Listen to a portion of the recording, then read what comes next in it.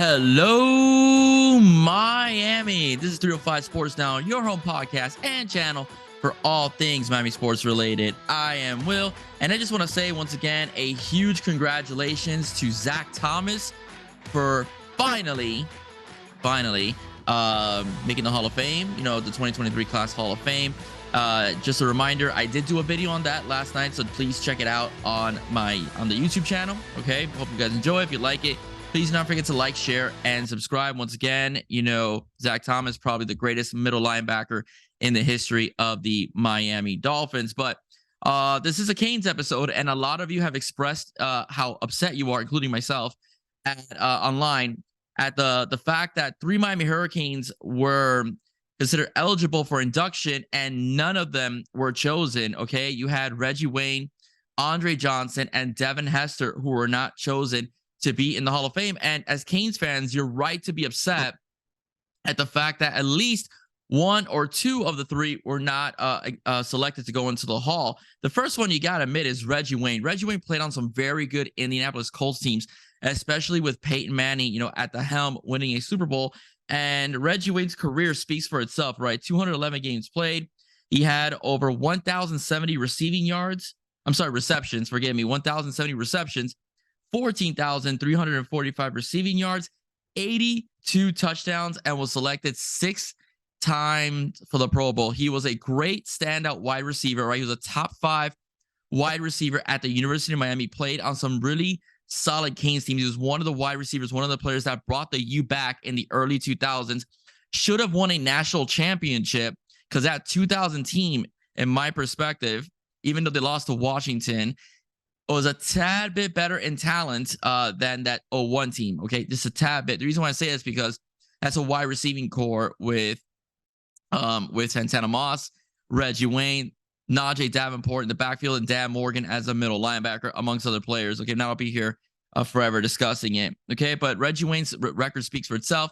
He should eventually get in, but it's a shame that he was snubbed this year. Another one was Andre Johnson. Andre Johnson, who played most of his career with the Houston Texans, 193 games played, 1,062 receptions, 14,185 yards, 70 touchdowns, and was selected 7 times to the Pro Bowl. Probably the most dominant receiver, in my opinion, in the history of the Miami Hurricanes, at least in the modern football era.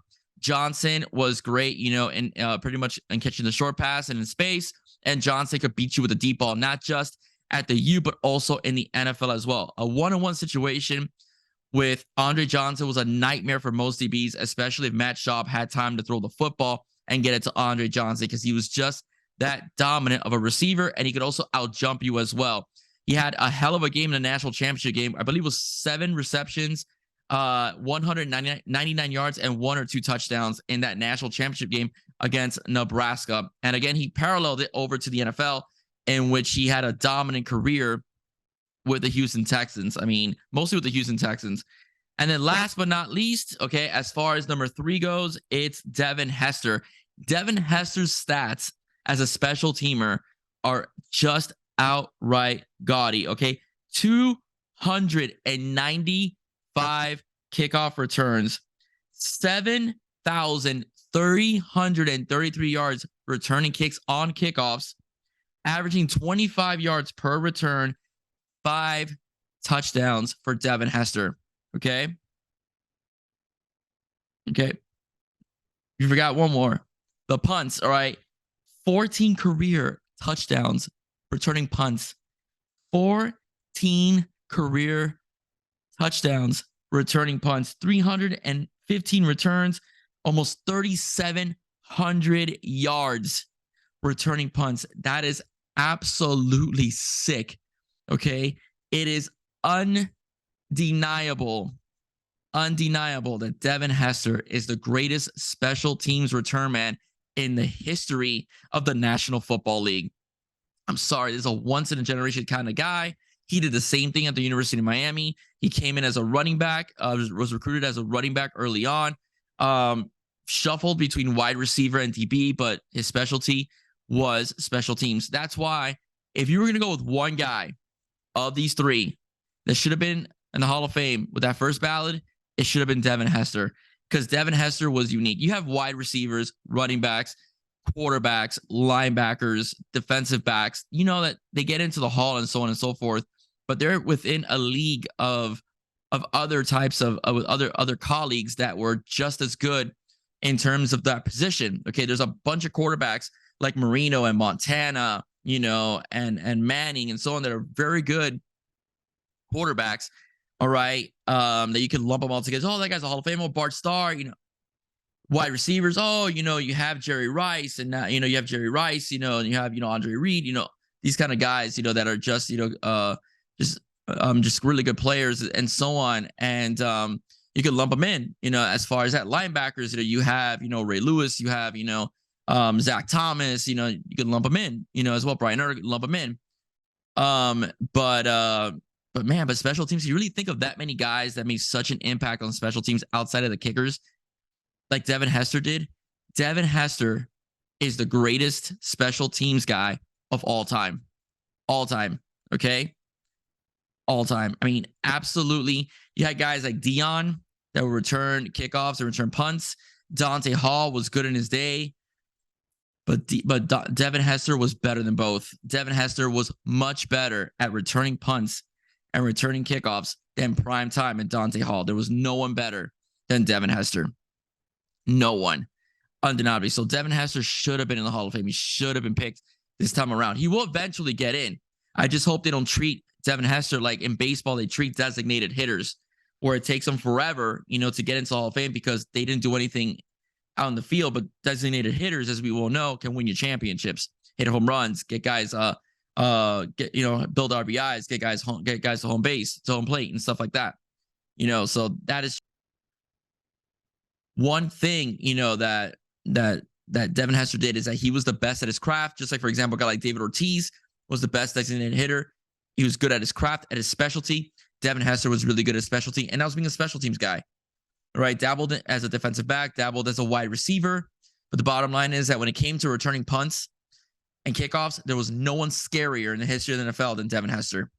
Okay, and there's some guys that are really good that return punts and return kicks. All right. Even today, you know, there's some guys that are good, you know, at returning punts and returning kicks, but no one's better than Devin Hester. Once Devin Hester touched that ball at the collegiate level, at the pro level, he was just downright scary. Okay, so that's why I believe that of the three, if I had to pick one, it'd be Devin Hester. Okay, because Devin Hester was unique. He's a once-in-a-lifetime special teamer. Once-in-a-lifetime special teamer. You'll always get good core of wide receivers. You always get good core quarterbacks. You'll get good core running backs. You'll get good core linebackers. But special teamers, that is once in a lifetime deal. And I'm not talking about kickers. I'm just talking about guys like this that return punts and return kickoffs. Okay, so that's pretty much my take on these three. I mean, again, all these guys, Reggie Wayne, Andre Johnson, and Devin Hester deserve to be in the Hall of Fame. All three of them. If I had to pick one, it'd be Devin. Okay, absolutely Devin Hester. All right. Okay, a little bit on the Super Bowl, and I know it's not a Miami thing, but the bottom line is that it is the biggest game in the season for football. I am picking the Kansas City Chiefs to win the Super Bowl. I know everyone's on that Eagles bandwagon. I just think the experience of the Chiefs and the experience of Pat Mahomes in this game may supersede, you know, the lack of experience by Jalen Hurts and the rest of the Philadelphia Eagles. The Eagles defense is very talented. As we know, Vic Fangio is a consultant, and he's going to be the new defensive coordinator for the Miami Dolphins. But that defense is very talented. It is undeniably talented. All right. They proved it against San Francisco, and proved it throughout the playoffs, and proved it throughout the season. But I do think that in the end, Kansas City's defense isn't that bad. A guy like Chris Jones is an absolute beast, you know, at the defensive line. So I do think that in the end, it will be a close game, but I think Pat Mahomes and Kansas City will pull it out, and Andy Reid will get his second Super Bowl with the Kansas City Chiefs. Okay. But I want to know what you guys think. Okay. I want to do a little analysis. Okay. I want you guys in the comment section to tell me to pick your winner. Okay. Is it going to be the Eagles, or is it going to be the Chiefs? And then in my next podcast, okay, which hopefully will be on a new offensive coordinator for the Miami Hurricanes, I will reveal, you know, how many of you picked the Chiefs to how many of you picked the Eagles. Okay. Ladies and gentlemen, that's it for me. If you like what you heard, please do not forget to like, share, and subscribe. Help get me to 1,000 subscribers. We're super close, guys. Let's do this, okay? Once again, I am Will. Stay safe. God bless. See you soon. Go Canes.